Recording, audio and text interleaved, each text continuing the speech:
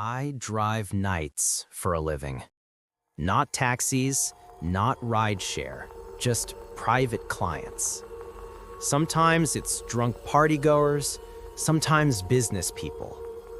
That night, it was supposed to be a quiet job. Pick up a woman from the train station, take her home, and that's it. It was 1:12 a.m. when she got in. She was wearing a dark coat and a wide-brimmed hat that cast a shadow over her face.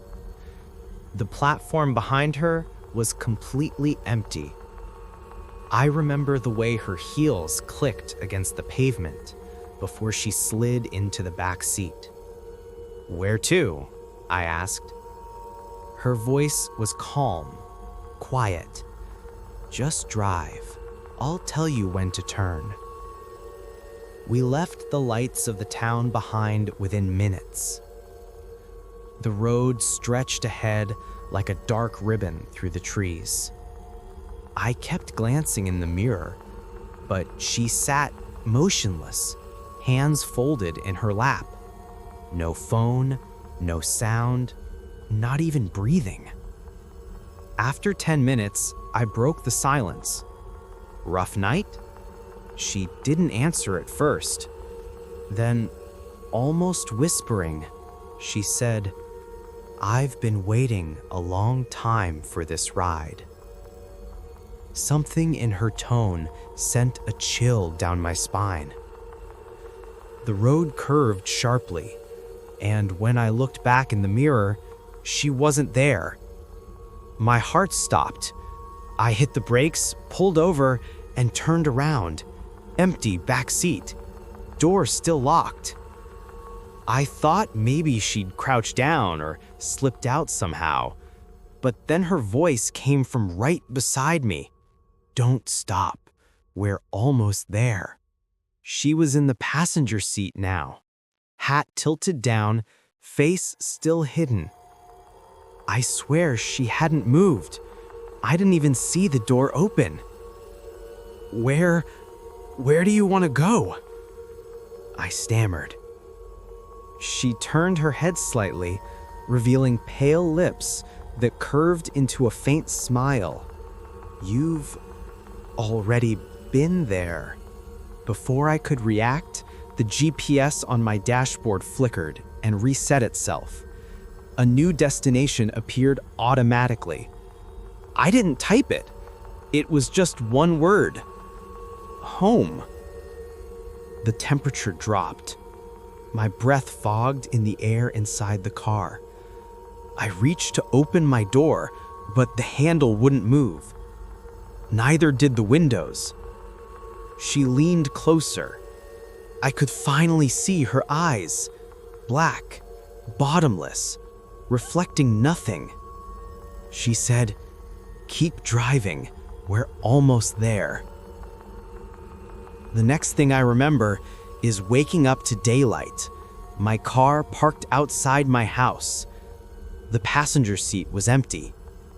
No footprints, no scent, not sign of anyone. But the clock on the dashboard read 3:46 a.m. The trip should have taken 20 minutes. 2.5 hours were missing. That afternoon, I checked the dashcam footage. It showed me driving the entire time, staring straight ahead, expressionless. The woman never appeared. At the very end of the footage, as I pull into my driveway, the camera catches something in the reflection of the windshield. A woman's face, pale, smiling, sitting in the passenger seat. I deleted the file. I even thought about selling the car. But every night since around 1:12 a.m., my phone buzzes with a new message from an unknown number. Always the same thing. "I've been waiting for another ride." Which part of this story made your skin crawl? Tell me in the comments which moment you think you could survive, or if you'd never take a night drive again.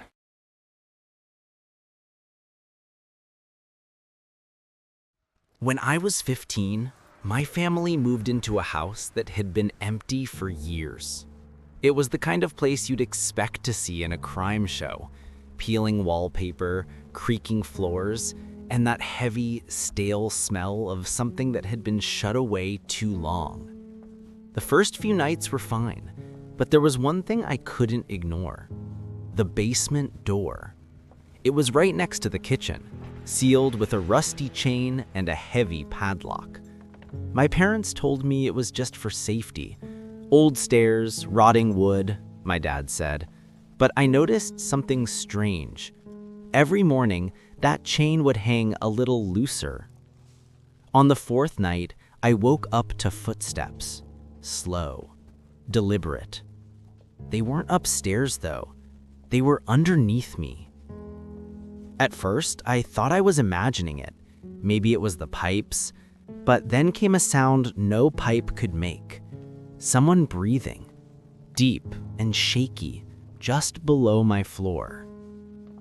I grabbed a flashlight and crept to the kitchen. The chain on the basement door was broken. Not cut, broken, like someone had snapped it apart with bare hands. The door was slightly open, darkness spilling out like a black fog. I should have woken my parents, but something pulled me closer. I leaned in and whispered, "Hello?" Something whispered back, "Go back upstairs." I froze. The voice sounded almost like my dad's, but distorted, stretched too thin. I shut the door and backed away, locking it with a chair. I didn't sleep that night. The next morning, I tried to tell my parents, but my mom laughed it off. "Sweetie, you had a nightmare," she said. My dad smiled and said, "That door's been locked for years." Except it wasn't. That night, the chain was back, but it was different. New. Shiny. Like someone had replaced it. A week later, my parents went out to dinner, leaving me home alone. I was watching TV when the power went out. Everything went dead, except for the faint glow of light coming from under the basement door. It flickered, like candlelight, and then came the sound again. Footsteps. 1, 2, 3. Climbing the stairs. I grabbed my phone, turned on the flashlight, and pointed it toward the door. It stopped moving. Complete silence. I waited, my heart pounding so loud it drowned out everything else. Then, something tapped the door from the inside. Once. Twice. 3 times. I ran to my room and locked the door. The power came back after 10 minutes, but I didn't move until my parents returned. When I finally told them what happened, my dad went pale. He didn't say a word, just walked to the basement, cut the chain, and went inside. I heard him calling, "Hello?" Then silence. He came back up a few minutes later, face white as chalk. "You stay out of there," he said quietly, "no matter what you hear." The next day, the basement door was boarded shut with thick wooden planks. I thought that was the end of it. But last week, 8 years later, I went back to that house. It's empty now, abandoned again. Curiosity got the better of me. I pried the boards off and opened the door. The stairs were gone. In their place was a pit. Deep, black, and cold. At the bottom, something moved. I couldn't see what it was, but I heard that same breath, that same voice. "Go back upstairs." I dropped my flashlight and ran. When I got outside, I looked back just once and saw a faint flicker of candlelight glowing through the cracks in the door. Would you have opened that basement door? Tell me in the comments what you think was waiting down there and if you'd have survived that night.